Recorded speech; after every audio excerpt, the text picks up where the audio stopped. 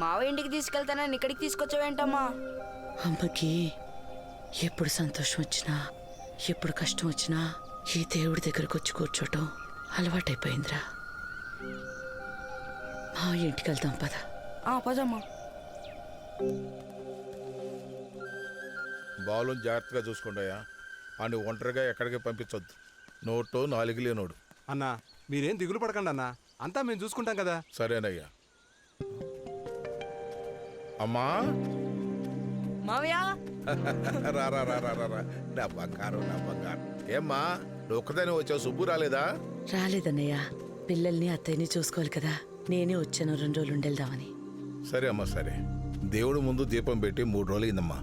పెళ్ళి వెలిగిస్తావా?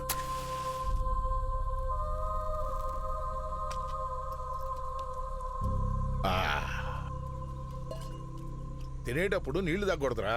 ఎందుకు మావయ్య? నీళ్లు తాగేస్తే పొట్టలోకి అన్నాన్ని ఖాళీ ఎక్కడ ఉంటుందిరా.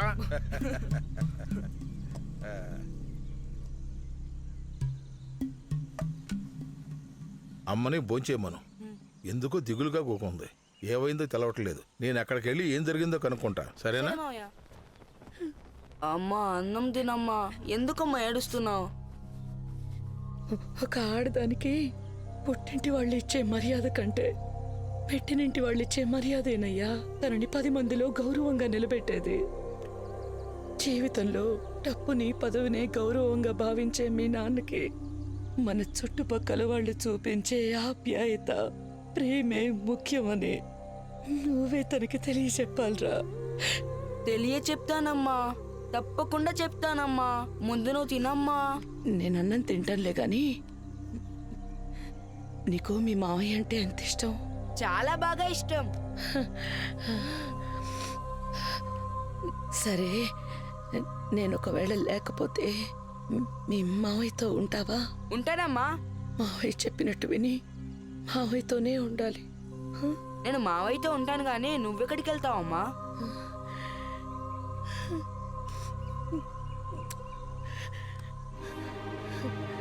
నేనెక్కడికి పోన్రా. ఇదిగో నీతో పాటు ఇక్కడే ఉంటాను. ఇక్కడ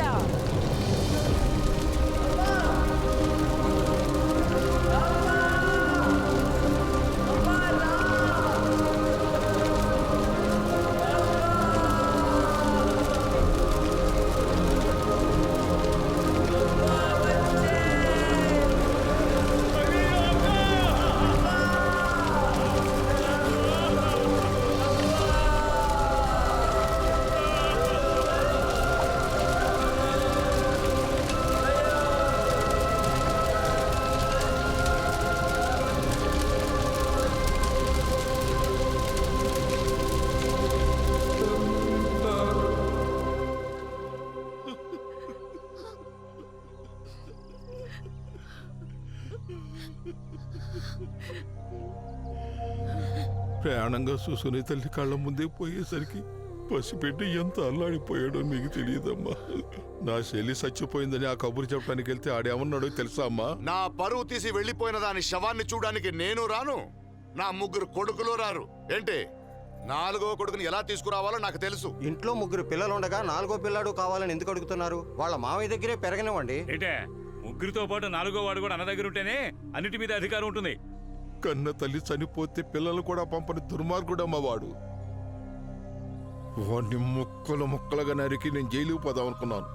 కానీ తల్లితో పాటు తండ్రి కూడా పోతే నా చెల్లెలు బిడ్డలు అనాథలో తరణ ఆలోచించానమ్మా. అదంతా దిగమింగుకుని మొండిగా బతుకుతున్నాను. వాళ్ళమ్మ చచ్చిపోయిందనే బాధ గుండెల్లో దాచుకోవటమే కాకుండా నా తల్లి చనిపోయిన ఈ పవిత్రమైన చోటికి నాన్నని తీసుకొస్తాను, అన్నల్ని తీసుకొస్తానని వాగ్దానం చేశాడమ్మా. వాడి కక్ష తీరబోయే రోజు వచ్చింది. అది మీ వల్లే జరగబోతోంది. రేపు వాడు పంచాయతీకి పిలుస్తాడు. పిలవాలి. పిలిస్తే గొడవ అవుతుంది. గొడవ జరిగితేనే న్యాయం జరుగుతుంది. ఏంటి అందరూ సోద్యం చూడడానికి వచ్చారా? మాట్లాడరే.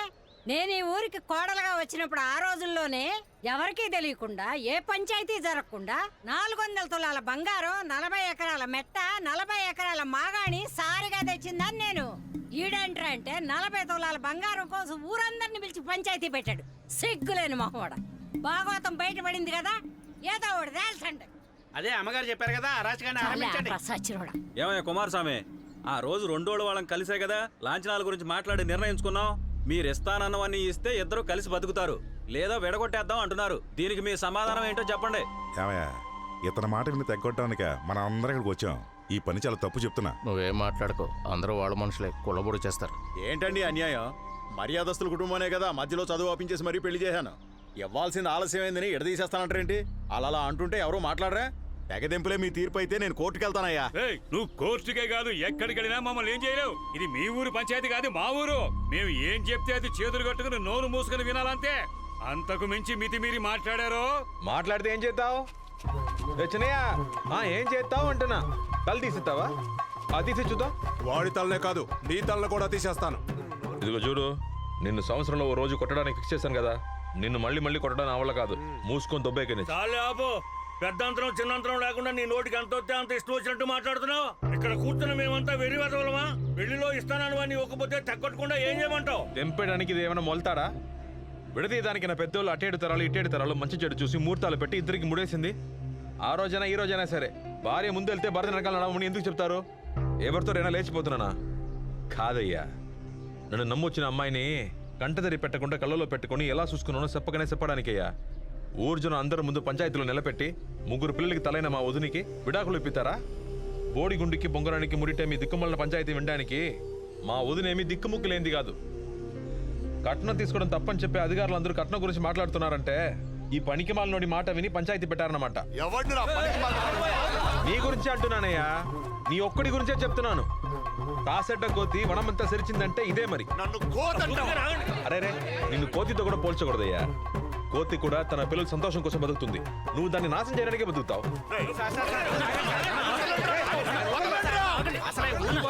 ఊరి మధ్యలో ఊరేసేయగలడు, జాగ్రత్త. ఊరేస్తాడా వాడు? మా అమ్మకి అత్తకి నువ్వు చేసిన ద్రోహానికి నీకెప్పుడో పాడేగట్టి పూడ్చి పాడేసేవాడిని. మా అన్నల కోసం నిన్ను ప్రాణాలతో వదిలేశాను. చూడనా, సిన్నోని నాతోను చెప్పించుకోకు. ఈ మనిషి మాట విని వదినకి ద్రోహం చేయాలనుకున్నావు అనుకో, నీకు మంచి సావే రాదన్నా. మనకు ఆడదాన్ని ఉసురు మంచిది కాదన్నా. అది పెళ్ళం ఉసురు తగలడం అసలు మంచిది కాదు. నీ పిల్లల్ని రోడ్డు పాల్చేకన్నా. తండ్రి మీద పగ తీర్చుకోవడం నాతోనే పోనీ. నీ పిల్లల్ని కూడా అలా తయారు చేయకు. మర్యాదగా పిల్లల్ని వదిని తీసుకెళ్లి సంతోషంగా ఉండు. ఏదో మన తల్లి పుణ్యమాన్ని నీకు ఉద్యోగం వచ్చింది. నీ తల్లి పుణ్యం వల్ల ఉద్యోగం వచ్చిందా? రే, నా పుణ్యం వల్ల ఉద్యోగం వచ్చింది. ఏంటది? నీ పుణ్యం వల్ల ఉద్యోగం వచ్చిందా? మావయ్య, ఏది ఒకసారి గుండెల మీద చేసుకుని చెప్పు.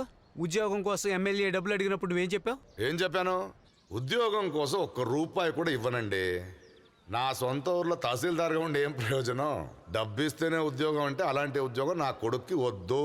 బడి పిల్లలకి బస్ డ్రైవర్గా పోతాడు, లేదంటే బస్ స్టాండ్లో పల్లీలు అమ్ముకుంటాడు. నాకెందుకయ్యా? అవునరా, అదే మాట చెప్పాను.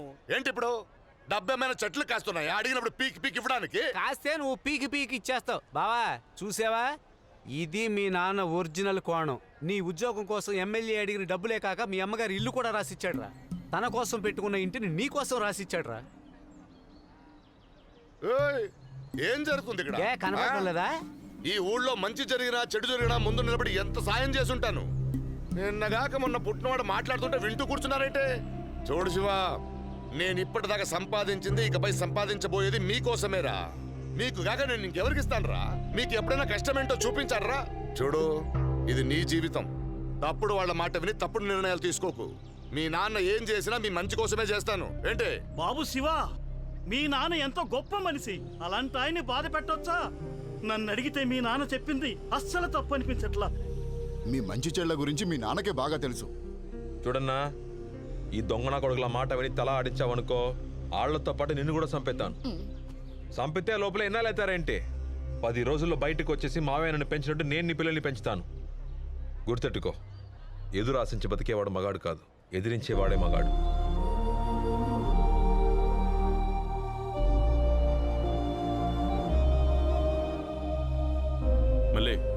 పిల్లల్ని తీసుకురా బయటికి వెళ్ళిపోదాం.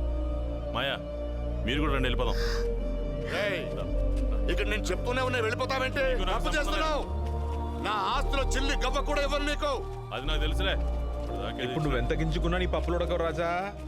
ఇప్పటికైనా మించిపోయింది లేదు. ఇక మీదైనా కాస్త మంచిగా బతుకు, లేదా ఏం చేస్తావురా? ఏం చేస్తావు నువ్వు? ఏం చేస్తావు? ఏంట్రా, ఏం చేస్తాడో చూసేద్దాం. రండ్రా.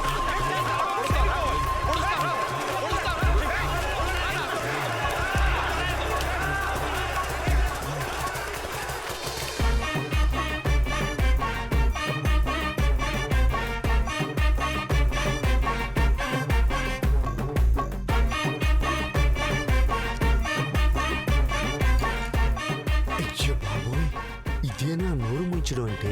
ఒరే బామ్మర్ది, నా జీవితంలో ఇలాంటి పంచాయతీ నేను ఎప్పుడు చూడలేదురా. నోరు మీరా, నేను ఆపుకోలేకపోతున్నాను.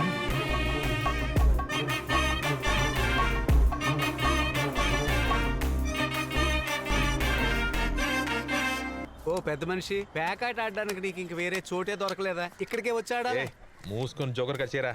బాబు జోకర్ మేడం వచ్చిందయ్యా. వీడిని అరే పోనీ కదా అని వదిలేస్తే ఇంటి ముందు వచ్చి ఆగాట ఆడుతున్నాడా? ప్లీజ్ సార్, వీడి నా మాట సంగతి వినండి చూస్తా. సార్. వద్దు నాన్న. ఏంటి ఎగేసుకుని వెళ్తున్నారు? ఆగండి, మీ నాన్నకి 4 తగలనివ్వండి. ఏంటి ఒక్క జోకర్ కూడా లేదు? జోకర్ పైన ఉంది చూడు. ఎక్కడ? ఆ ఉంది. రే బాబు, మీ బాబు తుపాకీ గురిపెట్టాడ్రా. పెద్ద ప్రకాష్ రాజ్ అని ఫీలింగ్. ఆయన ఏ రాజు అయితే మనకెందుకు కానీ. మావయోయ్, అది తుప్పట్టిన తుపాకీ, పనికిరాని గురి. All soldiers escape. అయ్యో గురి తప్పింది కాబట్టి బతికిపోయావు. నువ్వు వచ్చేయి. వద్దు, వదిలేయండి సార్. మళ్ళీ ఇంకోటి తోసేస్తున్నాడు. ఎంత పొగరుంటే నీ ముందు కాలు ఉంటాడాడు. కాల్చేరా, పోగరబోతేదవ. కాల్చో చూద్దాం. గుడ్డికి కొన్ని తీసుకుని ఆటకి పోయినట్టు కళ్ళు కనపడకపోయినా కాల్చడానికి సిద్ధమయ్యావు. ఇదో ఇక్కడ కాల్చు. రేయ్, నా కొడుకు నువ్వు రొమ్ము చూపిస్తావురా? 4 ఉన్నారుగా, ఒకడు పోయినా పర్లేదు. కాల్చేరా. కాల్చు. మీ అమ్మ కాల్చమంటుందిగా. హే, ఏంటయ్యా గుండెల మీద కాల్చమంటే గురి ఇంకేడా ఉంది? అయ్యో, ఇప్పుడు గుండికే గురి పెడుతున్నాడు రా బాబు. చూపు మందగించింది కదా. కానీ కానీ ఏంటది? నా చూపు మందగించింది. ఏయ్, గుండెది గుండెక్కడా?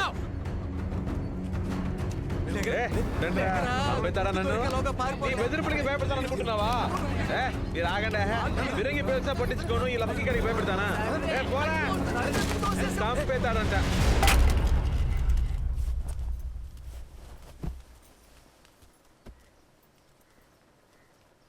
ఏండి? ఏంటి? అడగండి. మాట్లాడుకో, కోపంగా ఉన్నాడు. ఎప్పుడు ఆయన మామూలుగా ఉన్నాడు? అడగండి. కొంచెం ఆగు, మాట్లాడతాను. నువ్వు ఊరుకుంటావా? అడుగుతారా, నన్ను అడగమంటారా? అడుగుతాను. ఏయ్, ఏమంటుందిరా నీ పెళ్ళాం?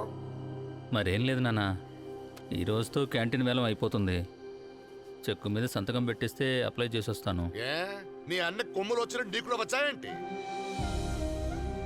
వేలం లేదు, ఏం లేదు, పోరా. అది కాదు నాన్న, ఈ రోజుతో వేలం అయిపోతుంది. వెళ్ళమని చెప్తున్నాను కదా. నేను ఎప్పటి నుంచో నెత్తినోరు బాదుకుని చెప్తున్నాను, మీ నాన్న మాట నమ్మొద్దని. విన్నారా? అనుభవించండి.